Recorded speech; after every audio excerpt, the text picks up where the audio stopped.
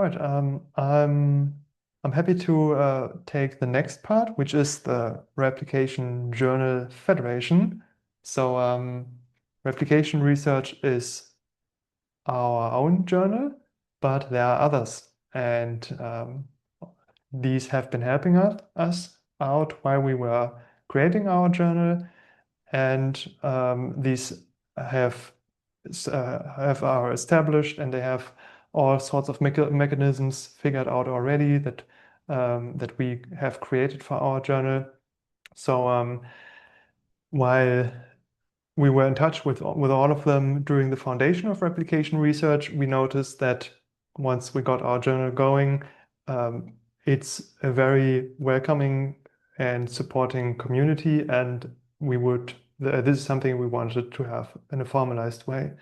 So the idea is to have a network of journals that is focusing on replications and reproductions where there is expertise that gives each other support, for example, editorial support with regards to questions around publishing replications, that is conducting joint advertisement and joint workshops, enabling researchers to do replications.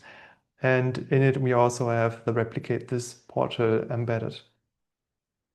It's these 6 journals. So apart from our journal, it's ReScience X and ReScience C, JCRE, which is for economics, JOPD, which has verification reports, which is a sort of registered report for reproducibility studies.